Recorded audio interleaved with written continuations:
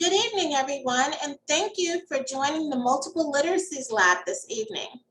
My name is Daniela Smith, and I'm a professor here in the Department of Information Science at the University of North Texas. I am honored this evening to host two dynamic forces in the library and literacy worlds. We have Julia Torres and Valerie Tagoe with us tonight. They will talk about book selection and touch on library programming for tweens and teens, which is the focus of their new book, Liven Up Your Library, Design Engaging and Inclusive Programs for Tweens and Teens. And just so you know, you can pre-order it now. I bought mine on Amazon and it's scheduled to ship on July 3rd. So I'm excited about reading this book. But let me tell you a little bit about our presenters. Julia E. Torres is a language arts teacher and librarian in Denver, Colorado. An advocate for all students and public education, Torres is a frequent conference and event speaker and facilitates workshops and professional conversations about equity, anti-bias, anti-racist education, culturally sustaining pedagogies and literacy in the digital age. She is a current member of the Amelia Elizabeth Walden Award Committee, a 2020 Library Journal Mover and Shaker, and a past president of the Colorado Language Arts Society, which is a regional affiliate of the National Council of Teachers of English. She holds a Master's of Education and Secondary Education Curriculum and Instruction from the University of Phoenix, a Master's in Creative Writing from Regis University, and a Master's in Library and Information Science from the University of Denver. And we also have Valerie Tagoe, who is a high school librarian here in Texas.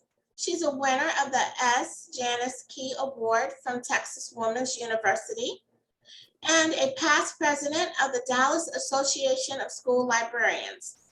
Currently, she's a member of the Young Adult Library Services Association, also known as YOSA, Board of Directors. In addition to serving on the board, Tagoe is active in the Texas Library Association. She holds a bachelor's in French with a minor in history from the University of Oklahoma, a master's of bilingual education from Southern Methodist University, and an MLS from Texas Women's University. So without further ado, I'm going to stop my screen share and let them take over. Welcome to you both. Thank you so much for having us, Dr. Smith. We are very grateful to be here with everyone today. Before we begin, we thought we might start with a moment of silence to recognize the victims of the school shooting yesterday in Texas. It is a moment of national mourning, and we are dealing with the ramifications of that moment and being in public schools ourselves as best we can. Today was a really difficult day, and we just want to honor those young lives and their families and recognize the lives that were lost. So we will be silent here for just a moment.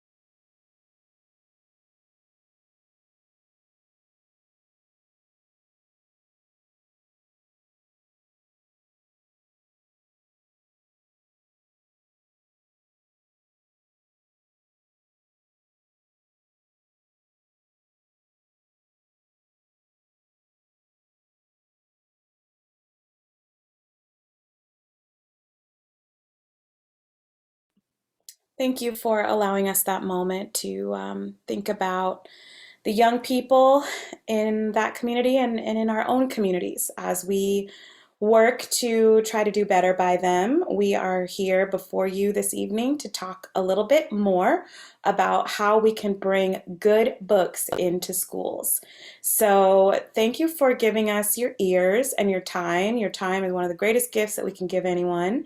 I'll go ahead and let Valerie kick things off.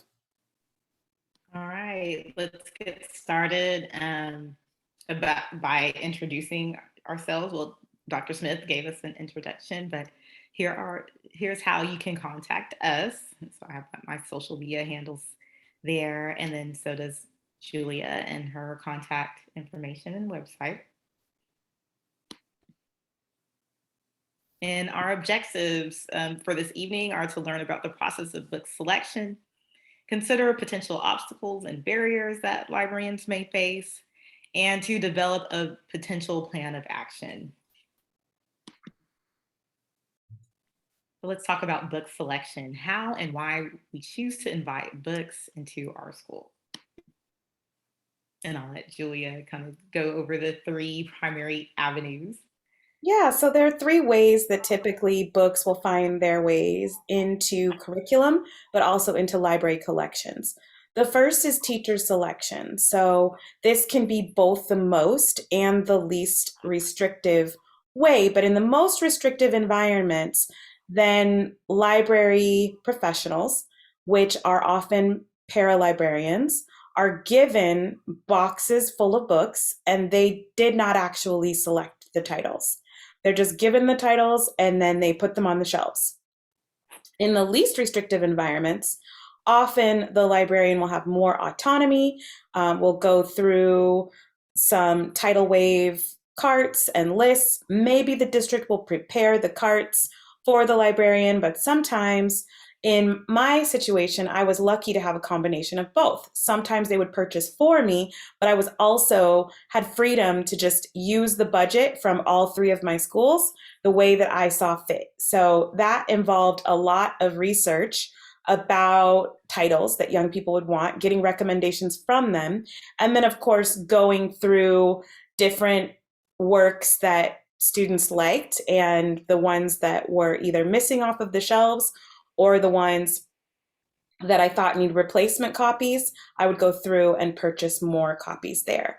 So whenever teachers are making those choices, we have to think about budgetary concerns because there are library budgets, but then there are also curriculum budgets. And in some places they overlap, but that's not always a guarantee.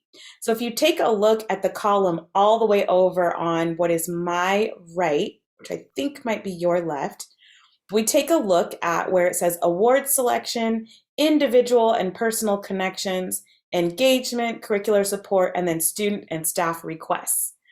It is unusual to have a huge library budget and then have the freedom to just make the decisions yourself as librarian. It is advisable to seek out student and staff requests either by a Google form or whatever means you can, and to have them contribute by asking for certain titles for the collection. And then also taking into consideration the curricular support.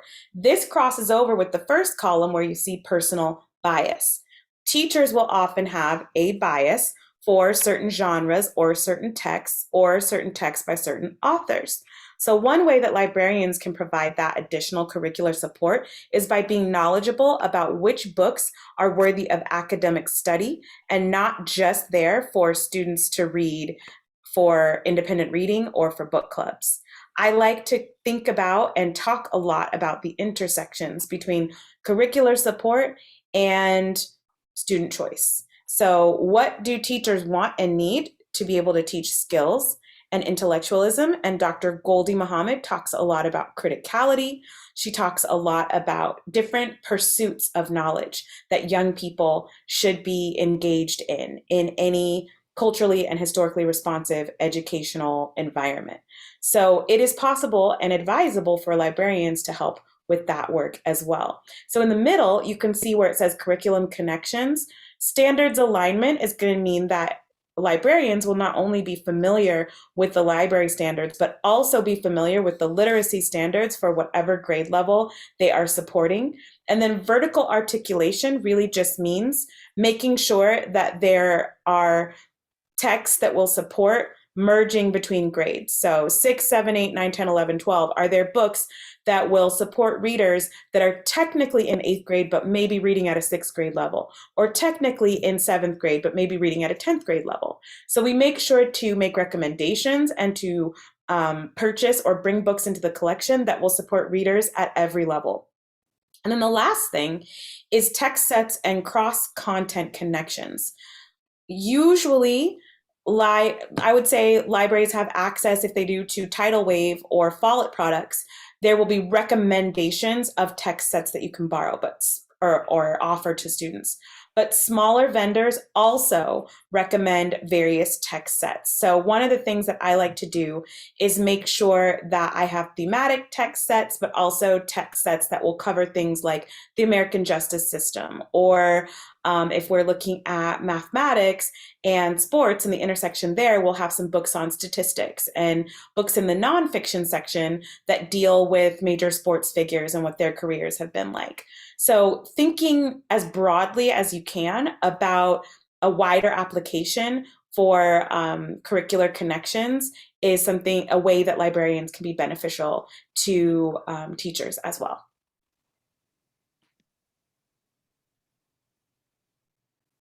And here's some examples. Yeah, go. Do you want to talk about this one, Valerie? So I believe there's examples of student recommendations here, and a lot of times students will come into your library and ask you for a book or recommend books. Say, why don't we have X, Y, and Z? And which is evidenced here by the tweet that Julia has missed. Yeah. You know, they always come in and give their suggestions. And I'm assuming this is staff recommendation, or this is the center. This is Linda Sue. That's Linda Sue Park with her book. Author. Yeah, with her book, A Long Walk to Water. And I think that that's a library copy she's holding up. That was one of the most requested student texts, and it actually made its way into the curriculum. So that's why that picture's on here, because that's a great example of a book that crossed over from being a library book that was loved by many into being a part of the curriculum. So it was routinely taught every year, and I believe it still is.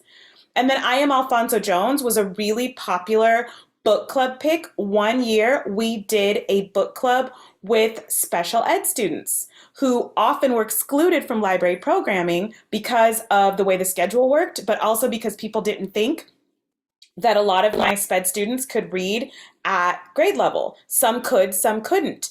But they really liked I Am Alfonso Jones, so we had a little affinity book club where they chose the book, and it worked perfectly with their schedule because their teacher brought them to the library and then they could all read together. So those are some examples there.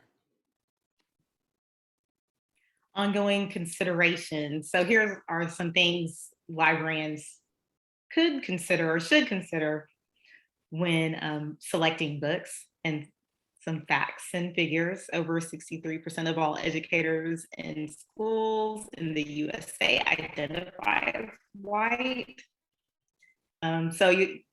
Librarians should think about your student population as well, not just your own identity. The growing majority of their students identify as BIPOC. Trade books are being used more frequently in ELA classrooms, so we're moving away from the classics and the canon of English literature and using more current publications in our teaching. Many people still argue for consistency and standardization, which may be an excuse for not using trade books and popular titles. Librarians and ELA teachers are the most powerful when we work together. You can't underscore the importance of collaboration and communication between teachers and librarians. And multimodal text sets are becoming more popular and essential. Did you want to elaborate more on that? I think you talked about that earlier. Julia? Sure, yeah, I'll just say that text sets don't just have to be physical books, but they can also include collections of internet resources, physical objects, but text sets that are even playlists. I've seen people create these displays that say like book flicks, and they'll make it look like a Netflix display, but they will do the pairing of the Netflix show with the book. And I think I consider that a type of text set because even though it's not just the books themselves, it grabs on to where students might have an interest and then kind of brings them in that way. So going back to that bullet point right above, or that statement right above, librarians and English language arts teachers are most powerful when we work together. And it's always, I think, ideal if you can have a certified teacher librarian in the library. That's not always possible and it doesn't always happen. So if we know of a place where that's not happening, then it's good to collaborate with the paralibrarian or the parent volunteer or whoever you can so that the young people can still be served. Common barriers. So let's address some common barriers, why some books get chosen over others, and how long they live in the collection. So some common language that you might hear as to why books are chosen over others. That's not rigorous enough. My students can't or won't relate to that. I don't have time. They won't prepare them for the test. One that I'm sure we've all heard, we've always done it this way. We've always taught the classics. I want to teach what I'm comfortable with. Keyword being I want to teach content, not critical thinking. But aren't students required to think critically on state exams and AP and IB exams? I'm not willing to make time. And lastly, I don't know how to connect this to skills the students need.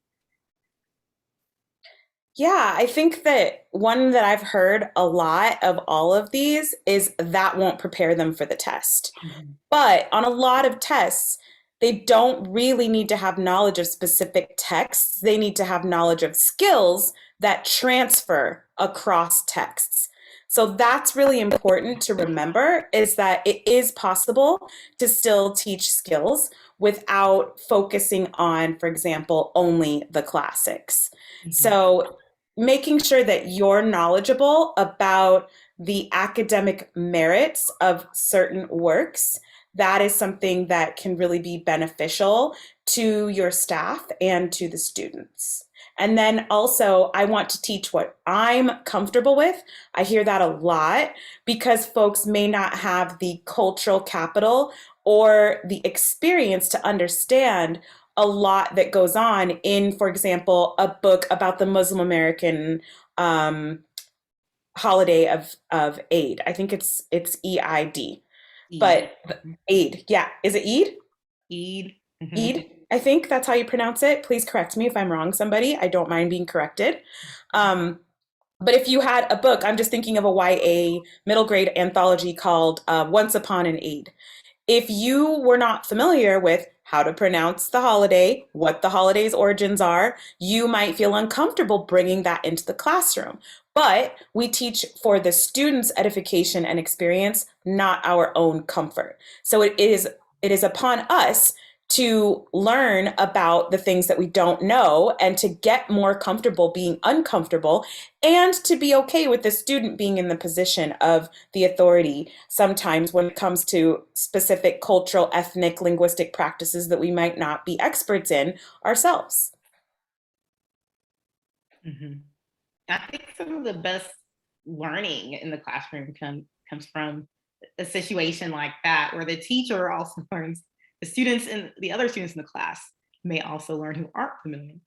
Mm-hmm. And, they have a great exchange of knowledge and information just discussing the text, right?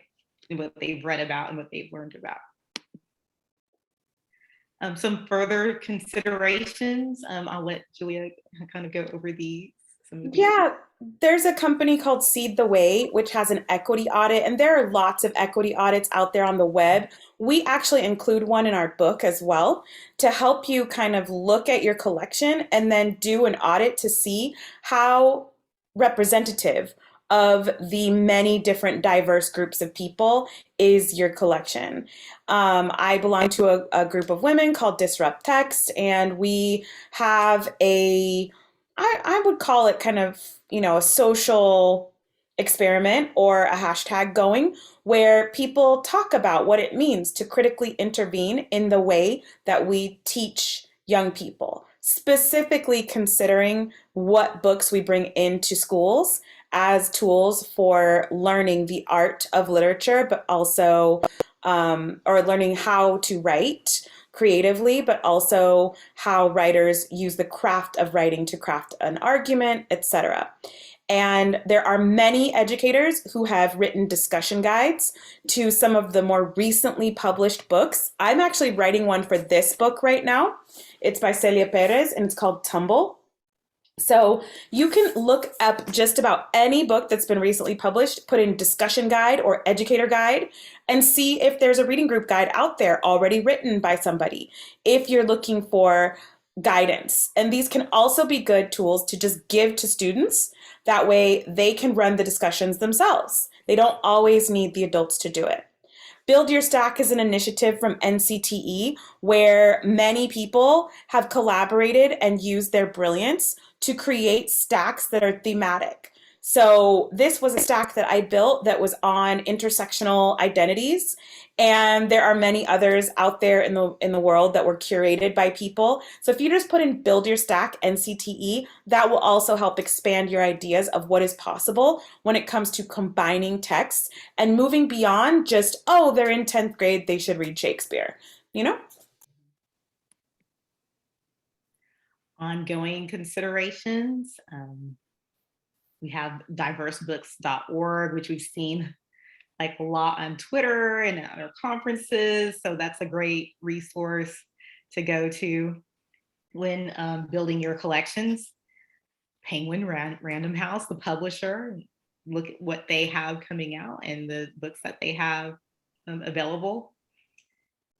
I'll let Julia talk about Confluencia. Is that a conference? It was from NCTE and it was virtual last year, but many of the sessions I think are still available for people to watch. And I think it was one of the best professional development experiences that I've ever seen virtually.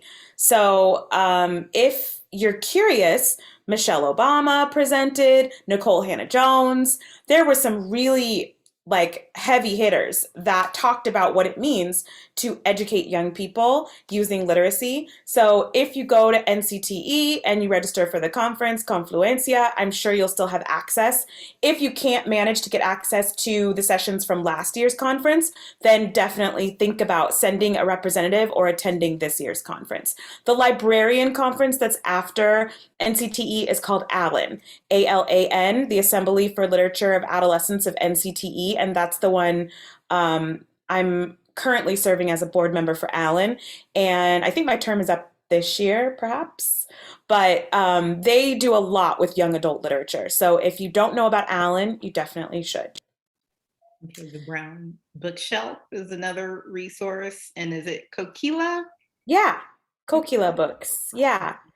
Namrata Tripathi she's the executive director, I think, of Kokila, and they make it a point to have really great intersectional stories. So My Papi Has a Motorcycle is one of theirs, and then Foja Singh, oh, I can't remember the title of it, but it's about this 100-year-old Sikh man who runs a marathon in India, or not in India, in the UK, but he's the oldest man to do it, and he just happens to identify as Indian. And so it teaches you a little bit about Sikh culture, but also about what it means to be old and to break barriers that people have for you, or stereotypes that people hold about you. I think that book is appropriate for all ages. So Kokila has picture books, but also I believe Randy Rebai's Patron Saints of Nothing was published by Kokila as well. And that's just a picture of the advisory group that actually doesn't half those people are not even a part of it anymore, but you should know that it exists. There is a teacher advisory group behind the stuff going on at Penguin Random House. Another professional like a consideration we have is to consult with professional organizations, join the professional organizations out there, the ALA ethnic affiliates whose logos you see on your screen, the American Indian Library Association, Black Caucus, APALA, JCLC, Reforma, CALA. This is the logo of the red Texas. That's the Black Caucus Roundtable for TLA. And of course, we here, the private group of librarians of color that, they share information and provide advice for librarians of color. They're an excellent resource to consult for book recommendations, among other things. More of an independent group from the state and national library associations. But a lot of these groups meet at conferences or have their own conferences and symposia. They also produce book lists and book awards. So consult those lists and book lists and award lists as you're developing your collections and making your book selections. And then here I included like the larger organizations that, some of these groups operate under, particularly the ALA ethnic affiliates, with the American Library Association. Of course, here in Texas, we have the Texas Library Association. Julia's mentioned NCTE. ISTE, the organization that published our book. And then since book bans and so many things are happening around books right now, we also looked at point people to the Office for Intellectual Freedom with the American Library Association, and Texans for the Right to Read. That's another organization that's sprung out of recent events. So we most certainly advise librarians to join a community of professionals to get information, resources, think about what they will do if there's an issue with books they have selected for students to have access to, and get involved in those associations, because you can grow so much professionally and personally by joining and getting involved in committees. And I'll let Julia kind of go with this quote here. Yeah, this is a segue here. It's a quote from Westworld. I was very much into that show when it was on, and I still am. It's a quote that says, "You live only as long as the last person who remembers you," whispers a member of the Ghost Nation to Ashley Stubbs. "We live in people's memories and keep people alive in ours." So one of the ways that we can honor people is by remembering them. That is why I took some time today to read the biographies and look at the pictures of the young people who were killed yesterday, because I felt like it was really important, even though it was painful, to remember that these aren't just faceless victims, but these were individuals who had lives. And if we, step away from that a little bit, one of the things that I think is really important about educating young people is for them to remember that they're part of an important lineage, that they're not just the first people to come up with stories often, that their thoughts and ideas are the creation of everyone in their community and family and generations before them who loved them and brought them into being. So one of the reasons why I love stories so much and why it's so important to bring stories into schools is that we want our young people to experience all of the richness of what it means to be human. We want to keep the stories alive of people who have passed on, and we want to make sure that we keep young people telling their stories so that we continue to build this, recreate, hopefully better in the future, this story of what it means to be human and alive these days. Official and soft censorship. This is, very important issue for librarians to consider. Are you censoring or soft censoring when you select materials? And that's something that we all really need to ask ourselves as librarians and gatekeepers. Are you soft censoring by deciding this is inappropriate for the kids and then keeping it off the shelf or keeping it in a certain section? Those are conversations that really should be had with other stakeholders and with the young people who are the most directly impacted, not without their consent. Mm-hmm. Book ban. So what can librarians do? Because this question has been sprung on us in our interviews. And so I came up with, a few talking points. Be familiar with the current materials challenge policy of your school or institution. Know it left to right, front to back, and be prepared. If a challenge does come your way, you'll know what to do.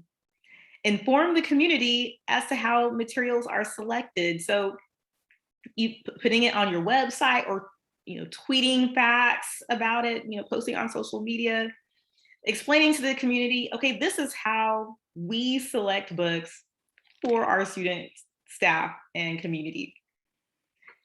Join professional organizations, as we said before, and utilize their resources. Texans for the Right to Read, and LA Office of Intellectual Freedom.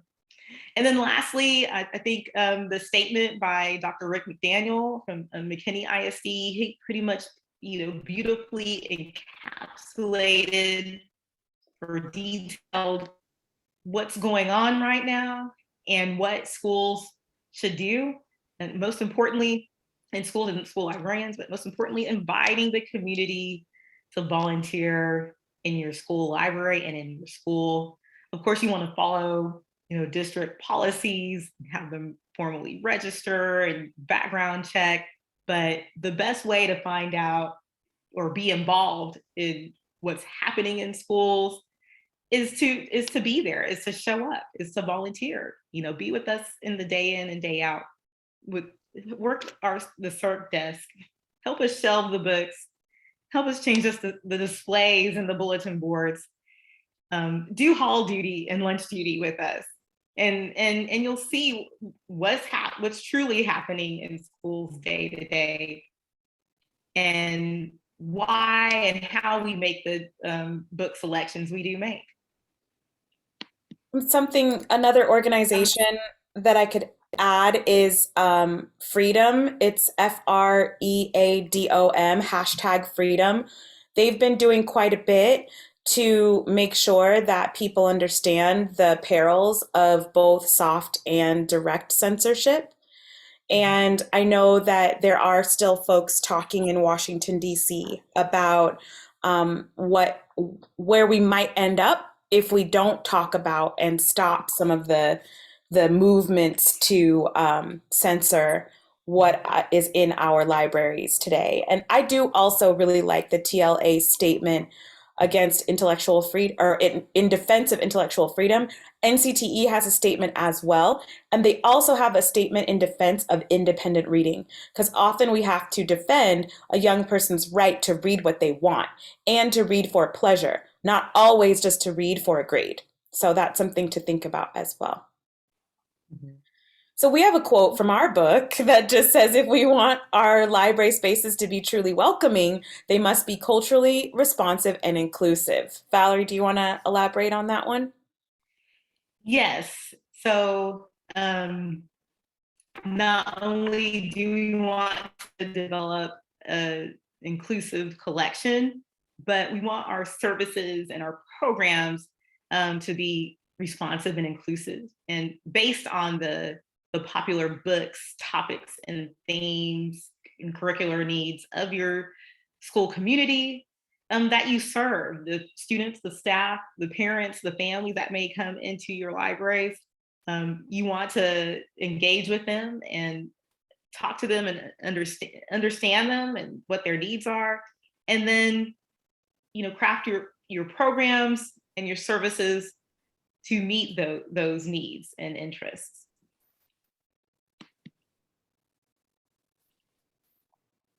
All right, and then we hear a lot about the achievement gap.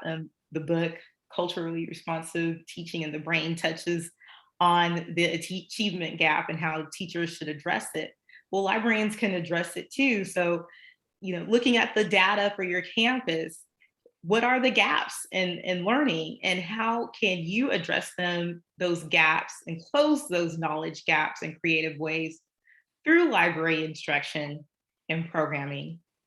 And as I've said before, engage with students, stakeholders, and obtain their insights on how to close the gaps and get them involved in planning programs and book selection and instruction and the like. And the quote here, it's so important for us to continue to see and build library spaces where young people learn to access, evaluate, and use information in ways that are relevant and applicable to the lives they live.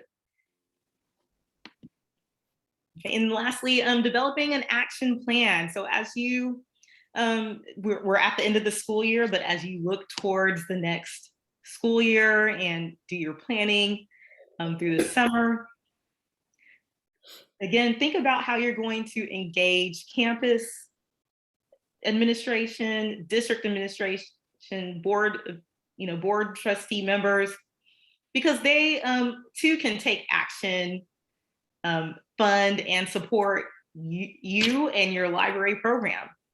They should, your campus administrators, as they lead, they should be pulling the levers that Bambrick and Toyo and DeSeverins have in their books about school leadership, like leverage leadership and breakthrough principles. And they should be including the library as they pull those levers of leadership and leading the campus and improving instruction and serving students and addressing gaps. Do a self-assessment and collection audit or diversity audit of your collections, as we talked about earlier. Again, be familiar with policies and procedures so that when these questions about books come your way, you're prepared to answer them and address them. Can't stress anymore the importance of connecting with professional organizations and groups and getting involved in them. And then being an advocate for libraries at the local, state, and national levels. Make that part of your action plan. Some people will say, well, how can I be a library advocate? Well, start on your campus, meet with your principal periodically.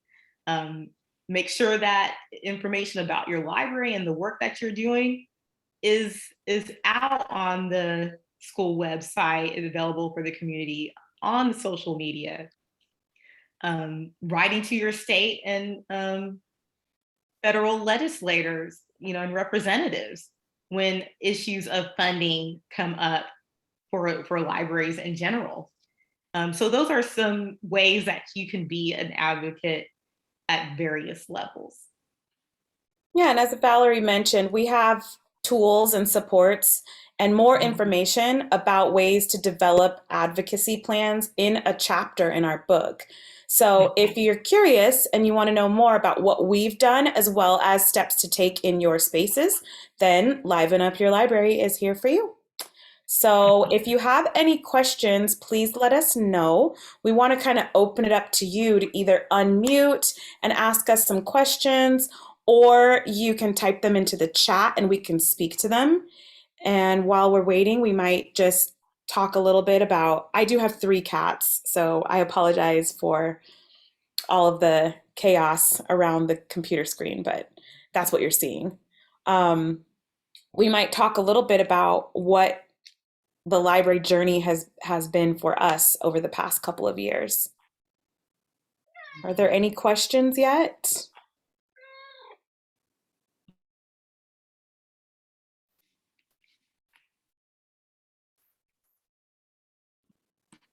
Okay, while you're thinking, I'm happy to just talk a little bit about what our library went through over the past couple of years. Um, in March of 2020, we were about to have Elizabeth Acevedo and Eugene Yang come and visit. We bought a whole bunch of copies of The Poet X and The Poet X and American Born Chinese. We were going to have in-person author visits, two of them. And so we were really excited. And then COVID hit, everything shut down, and we finished up the school year in kind of a strange way. All of my classes were canceled, of course. And then I went into preparation mode where I started to think, how am I going to continue to serve kids in the fall? So some of what I did was use a site called Loom, I'm sure you've heard of it, to do read alouds. And then some of what I did was collaborate with English teachers to regularly have their classes work on research projects or something involving library skills. So critical media literacy was a big part of that, learning how to incorporate research skills and evaluate literature and evaluate online resources as we incorporate them in their studies. So we had database subscriptions, of course, teaching students to navigate those, and all of it was remote. So a lot of it was just cameras that were off and me reading to myself. I remember a lot of that. And then after that, it was really interesting because we got to the point where we did develop a rhythm and people were still wanting to check books out, and they were doing it more through Sora. So we saw the increase of student book circulation with our ebook collection. And I had a fabulous collection development specialist who purchased class sets of titles like The Hate You Give so that teachers could still remotely teach with The Hate You Give by checking out a class set to whole classes of students. So we did that with Sora. And I think, no, actually we did that with Overdrive. So it was really interesting to see how they were able to get licenses and afford doing that in a really economical way. And then from there, I would say one of the other big takeaways of that school year, 2020 to 2021, was just trying to get people to continue to read independently. Many librarians that I knew physically took books to kids' homes. And we also lost over 500 books from our collection that was just written off to a loss. So there were a lot of conversations when we came back about who was successful physically bringing books to kids' homes and getting them back. And then did you have the mobile cart outside of the school? Who actually showed up to check books out? Those were the types of conversations we had. So that's kind of what school year 2020, 2021 was like for us. Valerie, what was it like for you? For me in March 2020, I pretty much, went virtual. So I'd still met with students on Zoom. I, created like flyers and posted them and shared them with the staff. Okay, this week at the Hutch Library, the debate team is meeting on these times because we were still doing competitions virtually. The library is available from this time to this time, so I have on Twitter, like if you go back in time, various weeks, things that I made myself available for, each week in the spring of 2020. And then 2021, last school year, we were mainly virtual. So of course, I was doing Zoom, delivering instruction on Zoom, and again, meeting my debate team virtually, but kind of mimicking some of the services that were available at the public library that I worked at part-time, creating flyers and publicizing that you can do curbside pickup, request a book. I'll fill the book request for you. You can pull up to the school, check the book out and take it home with you. So I did offer, similar services that public libraries were offering during that time. And so yeah, that's pretty much how I got through the pandemic. And and I'd like to, some of those services I can still offer now, the curbside pickup, what have you. We can still do those things, carry some of the things that we learned and did during the pandemic over into our teaching and daily practice now. Yeah, so I think that's something that we learned, right? Is that we can still offer a lot of the flexible services that we had to come up with during a time of necessity. I really liked that we were able to offer digital ebook copies to whole classes of students. It's just a matter of being able to maintain that, and how do we sustain affording ebooks, because that's a whole other webinar. But the publishing industry does not make ebook licensing very affordable for school librarians. So that's something that is an ongoing conversation. I think we had a question pop up in the chat. Oh, Dr. Smith is asking everyone, how has the pandemic changed your daily routine?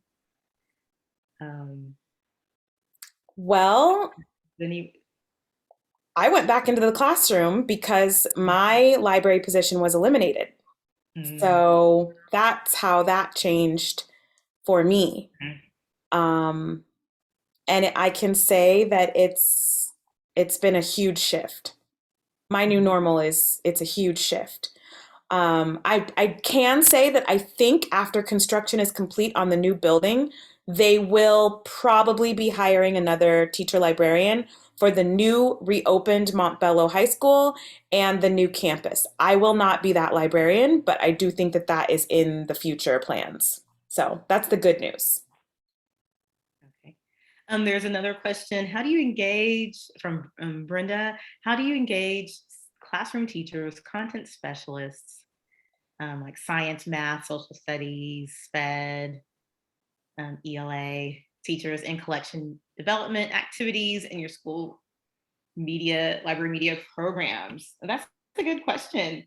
I think apart from creating a Google form and sending it out, sometimes you have to go, take your computer and go to classrooms. And I've experienced that this year, track teachers down and say, hey, what books are you, do you think we should have in our library? What are you looking to teach from?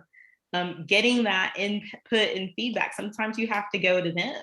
So I think you have to do a combination of, a couple of things, making that Google form and sending it out to the staff, putting it on your website, you put it on social media, but then also going to the teachers and talking to them one-on-one. Sometimes you have to take the time to go out and engage and get that input and feedback from teachers, so that you can take their recommendations into account in book selection and programming. Yes, I couldn't agree more. There were many times when I brought my little cart full of books around to classrooms with my scanner and my little portable Chromebook, and I did book talks. I just said, do you have 15 minutes to spare? Do you mind if I come in and do book talks? Another thing that I always did is I would get people in for library orientation, and it was required for all students in language arts classes, in social studies, whatever content area you wanted to come in. But it was required for everybody to do library orientation. And then when they would come in, I would get them signed up on a rotating calendar, reoccurring invite. So then it was, if you can't make it, we'll cancel it, but let's err on the side of you definitely being able to make it. So that would be something that I would highly recommend for folks. But that's a good way to get instant buy-in, instant, blocking out that time in the schedule and saying that, okay, on this day, like the second week of the month or whatever, we expect you to be here with your class, and we'll, even if it's just for circulation and you're not working on a project or paper or anything, you have that block of time set aside, for working in the library and collaborating with the librarian. So that's a good idea too, even at the secondary level. Will they always come, like Julia said? Maybe not, but at least that time is available and you can be flexible. And if that teacher is not able to bring the class, then you can schedule other activities and other classes into the, into the slot, but at least that's their standing appointment, Yeah. And that's what you can do. I mean, you always want to advocate for library programming, but some of the best times are when the new books arrive and then you have an unboxing party with the new the students who just happen to be in the library, and then they'll ask their teachers, "Can we go to the library?" And then when there's a new display, you can also do something to unveil your display. I know they always looked forward to my Women's History Month, Black History Month, and then we would do a Pride display. So they would always be really excited about those. I would caution folks not to just talk about books about Native American people during Native American Heritage Month. We want to make sure that we're mixing it up and having representation throughout the year. That's something that we talk about in the book as well. Mm-hmm. And then, think about outside the box engagement with teachers. So this school year, I collaborated with the art teacher on our campus to do displays, and she displayed her art, the students' art, and then I pulled books and worked them into those displays as well. So that when kids came in, during Women's History Month, they could view the art too, and then books, about various, some important women and women's history. So kind of think outside the box when you're engaging with your staff and what you can do in the library to collaborate with them. Oh, Ms. Brooks, what are some things that you wish teachers would share with you or be willing to participate in the library? Ooh, that's a good question. I love it when teachers share the books that they're reading, or even just the last one that they loved, because I think our students could benefit much more from knowing about their teachers' actual reading lives. Mm-hmm. Mm-hmm. Yeah, that's a good suggestion, and what they're reading, and then what activities or speakers or things that they would like to like to do in collaboration with the librarian, and then how to make it happen, take that next step. Okay, how can we do this, and take some actionable steps to make that happen. Yeah. Okay, are there any other questions, comments? Yeah, we're so glad we could come and be with you this evening, and we really appreciate you giving your ears to us. And Valerie, if you want to, you can go back to the slide with our contact info so you can get a hold of us if you have any questions that pop up after the session is over, or if you happen to be watching this recording, you can still reach out to us. So glad that you liked it. So glad that you could join us tonight and that you liked the session. And we hope that you will give Liven Up Your Library a chance, because we put a lot of love into it and we wrote it last year. So, I think it was therapeutic for us, don't you think? Yes, it really was. And, just thinking about the experiences we've had working at different schools and student populations, and, best practices that, we think that librarians should include in their work. So it was really a great, labor of love. It was. Writing this book, and Yeah. It was a good journey for us. It was good for us to do together too, because we have similar experiences, but Valerie's been in the game a lot longer than I have. So it's really cool to be able to just connect in that way and learn from each other. And I think we did that while we wrote this book too. So we hope that you will enjoy it, and we hope that you'll reach out to us if you have any additional questions. And thank you once again. Yeah, thanks for joining us. Well, thank you both for being here with us this evening and being willing to present for us. That was an amazing presentation. And like I noted before, I really am looking forward to seeing what is available. And I just have a few things that I want to share with you. Let me see.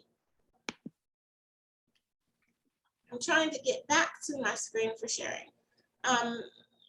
Valerie, have you released the screen? Yes, yes, I've Okay. got the screen share. So let's see. If you enjoyed this presentation, and it definitely was amazing, you can actually see it again. So our multiple literacy lab does save each presentation and archive it. So it will be available on our website. We also have future presentations that we would like to invite you to. And Valerie and Julie are definitely welcome to come back for another presentation anytime. Please do feel free to subscribe to our listserv. And if you don't feel like looking at in either one of those pages, I'll just put them in the chat. But I want you to know that we also have a YouTube channel that you can look at. So here's our Multiple Literacies Lab website in the chat. We have our listserv link here, and I also placed the YouTube channel there. So maybe you need to see this presentation again. It will be up on YouTube, I think, by tomorrow, and we'll put it on our website by the end of the week. So thank you all for being here. Thank you, Valerie and Julia. Again, this was absolutely amazing. Thank you for sharing your wisdom. I hope that each of you have a good evening.